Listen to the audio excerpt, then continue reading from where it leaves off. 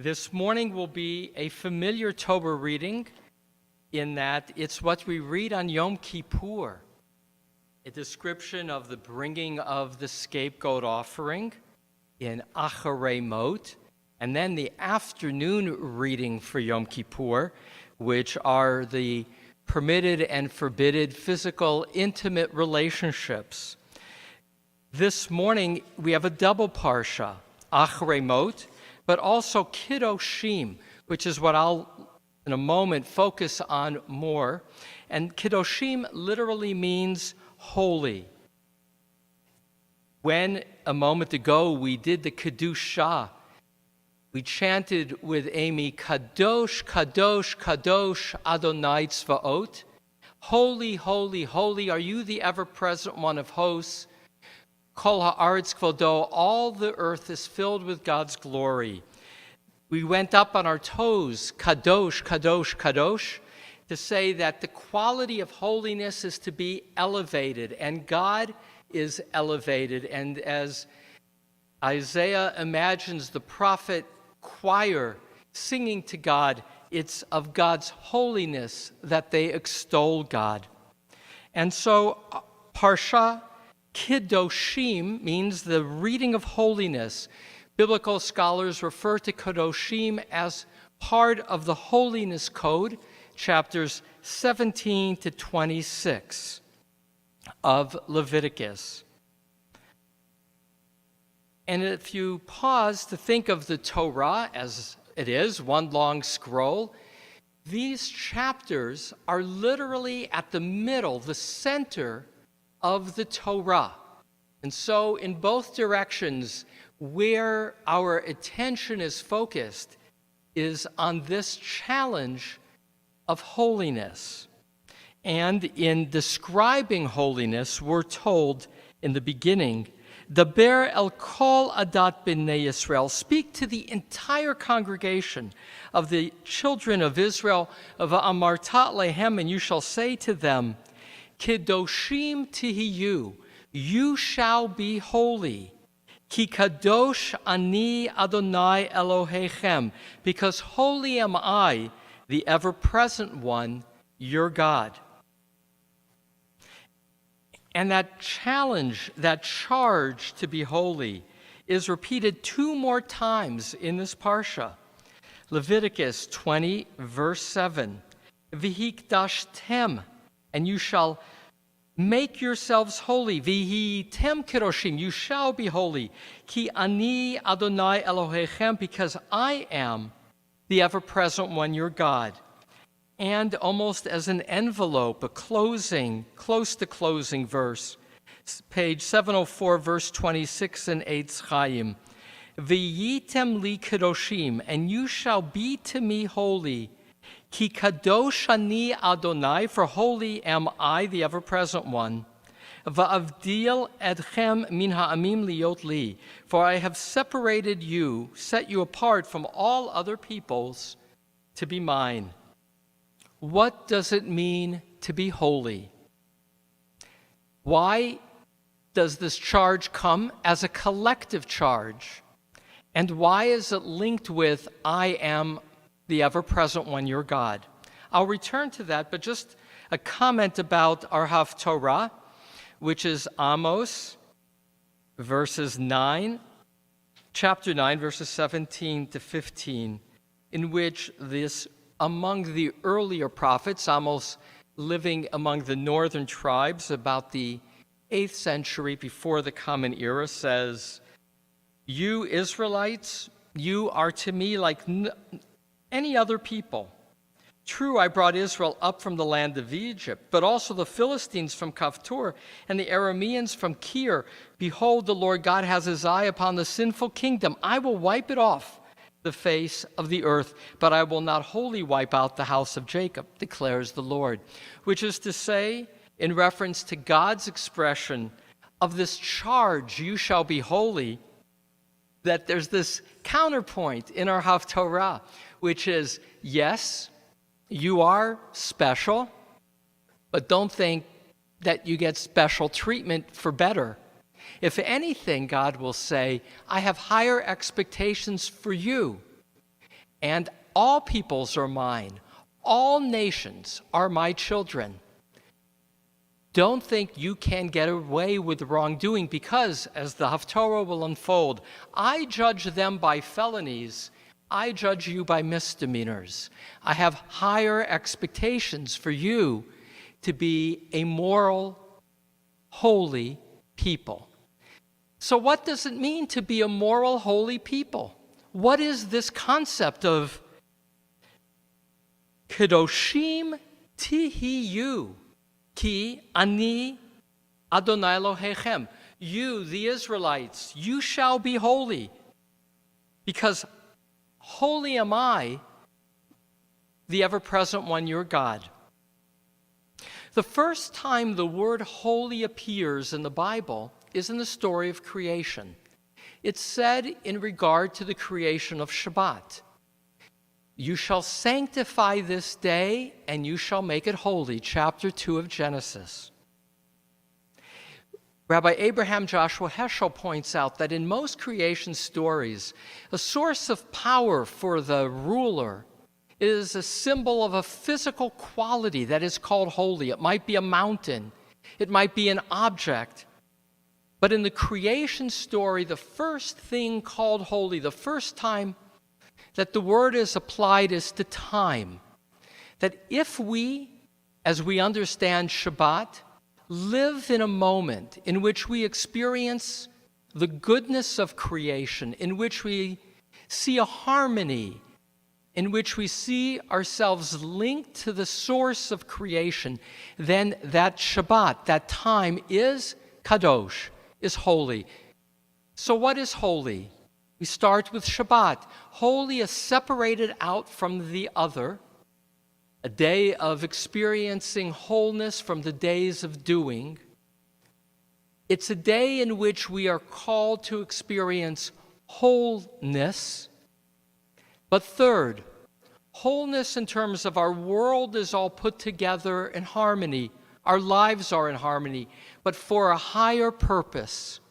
Holiness is to be elevated. Shabbat is called to provide a perspective that's different than the rest of the week. During the rest of the week, we become aware of our to-do list, what needs fixing. On Shabbat, we experience our dignity, our goodness, the world's goodness as a wholeness. And to do so is an act of imagination. Holiness is an act of imagination. Religion is an act of imagination. Indeed, in that creation story, when God says, I shall make you in my image, and you shall be to me as my likeness, we are image makers. It is our imagination that allows us to be more fully who we are. In that regard, in that creation story, when it says that God breathed the breath, God's breath, into each of us, so that we are to see ourselves as a receptacle for the divine, that's an act of imagination. You can't prove when you see another person that they're a vessel for God. They can be viewed as an object, no different than other objects. They can be viewed as a vehicle for one's own pleasures. But the religious move, which is an act of faith, of imagination on the highest order, on the order of holiness, is the act of faith that sees in yourself a vessel of God's presence, who more sees in every other person a sibling that you are responsible for on behalf of God. What is holiness? Holiness is the imaginative capacity to see the world through God's eyes, to see the world as good, to see other people as vessels of God's presence who are infinitely valuable. Again, a statement of faith, of imagination that elevates us. And as we read the Parsha of Kedoshim, some of the most famous lines are there. Love your neighbor as yourself. Do not put a stumbling block before the blind. Do not act deceitfully. Do not render an unfair decision. Do not favor the poor or show deference to the rich. Judge your kinsmen fairly. Let me read that one again. Do not favor the poor. Now that might be a little surprising in some cases, because the obsession of the Torah is God's concern for the poor. For indeed, as a parent, God as the parent, cares how each person is being treated by the other children. And yet, verse 15, you shall not render an unfair decision. Do not favor the poor. As a judge, do not show deference to the rich. Judge your kinsmen fairly. Do not deal basely with your countrymen. Do not profit by the blood of your fellow. That's strong language. Do not profit by the blood of your fellow. Ani Adonai, I am God. Why this repetition of I am God? Be holy, I am God. Do not profit by the blood of your fellow. I am God. Because the religious move is to say, we, to be human, must be more than human. We are accountable to God. A great Protestant scholar, Walter Brueggemann, says in his reading of Psalms that the psalmist, that's the Jewish playlist of songs to God, the 150 Psalms, he says, are not about proving that there is a God. They are showing faith, rather, in God by how we treat the poor. But that's also to be fair and honest and open and treating people equally. Tomorrow, I will be teaching from a book that Adam Greenwald edited called On One Foot. I hope you saw Rabbi Greenwald last night with Hallelu, with Amy and Carl and Liav, a wonderful celebration of Kabbalat Shabbat. And tomorrow, in the closing of my teaching with Rabbi Foomberg and Mike Myman and others, including Amy, of Introduction to Judaism, we've been using Rabbi Greenwald's book. And in the closing of this study, he collects a survey of verses of colleagues in which he says to them, what's your favorite verse in the Bible? Rabbi Michael Siegel, a rabbi in Chicago, says, Lech Lecha, Genesis 12, go, God says to Abraham, go from your native land. Rabbi Mark Borowitz, who's at Beit Shuvah in Los Angeles, quotes Sanhedrin, one who saves a single soul is as if they had saved an entire world. My classmate and friend, Rabbi Wolpe of Sinai, guard your soul carefully. And just one more, though, there are many. My friend, Rabbi Brad Artson, Al Titalem, Deuteronomy, you must not remain indifferent. For me, in reflecting on what is the great charge for me religiously of Torah, it is the charge of our Torah reading this morning. Kidoshim tihiyu, you shall be holy. Ki kadosh ani Adonai Elohechem, because holy am I, the Lord your God. This charge is not to an individual. It's not to the priests. It's not just to the leaders. It's a statement first that all people have the potential to be holy. It's a way of seeing each other. Kidoshim tihiyu first means know that every person has the potential to be holy. And if you are acting from your own holy place, that's what you're also aware of. The second thing it means to me is Kidoshim tihiyu, elevate yourself beyond even ethics. Ethics is the expression, yes, of holiness.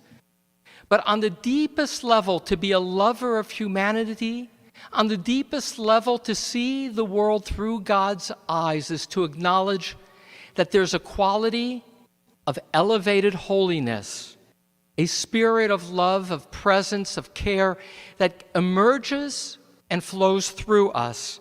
Kidoshim tihiyu, tap into that spirit of holiness. And now the final teaching. Ki kadosh ani Adonai Elohechem. For ultimately, our world, our Creator, our lives are infused with holiness. Ani Adonai Elohechem. That is what it means that I am ever present as your God. Ribono shel olam, Kedoshim tihiyu, you shall be holy, is an elevating charge. It's a statement of faith. It's a statement of faith that, one, we are called by a presence of love to feel ourselves as vessels for that love, and to see in every other person a responsibility to convey that love. Kedoshim tihiyu, so you charge us to be holy, because you are holy. May we lead lives of goodness, of love, and of ethics. May those lives be informed by the charge, Kedoshim tihiyu, you shall be holy. Amen.